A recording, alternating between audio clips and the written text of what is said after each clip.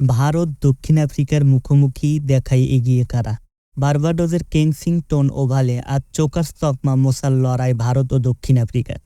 ভারতের নামের পাশে এই তকমা গত এক যুগ ধরে হলেও পটিয়ারা নিজেদের ইতিহাসে কোনো বিশ্বকাপই জিততে পারে। সর্বশেষ 2011 সালে বিশ্বকাপ জিতেছিল ভারত। এরপর আইসিসির 4টি ইভেন্টে ফাইনাল খেললেও খালি হাতে ফিরতে হয়েছে টিম ইন্ডিয়াকে। 4টি ফাইনালের মধ্যে 2টি টেস্ট চ্যাম্পিয়নশিপ, একটি ওয়ানডে বিশ্বকাপ ও একটি টি-20 বিশ্বকাপ। শনিবার 29 জুন আরেকটি ফাইনালে খেলতে নামছে ম্যান ইন ব্লুরা।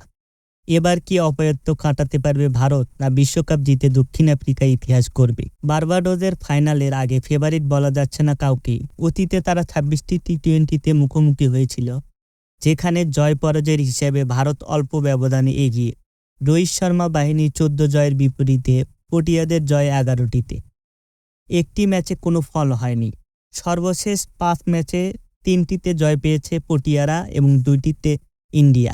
এই বিশ্বকাপে দক্ষিণ আফ্রিকাকে নেতৃত্ব দিচ্ছেন এডেন মার্কাম।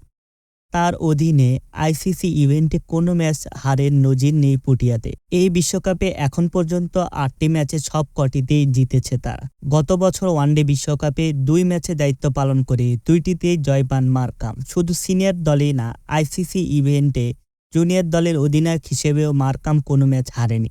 2014 অনূর্ধ্ব-19 বিশ্বকাপে তার নেতৃত্বে অপরাজিত দল হিসেবে শিরোপা জিতেছিল পটিয়ারা।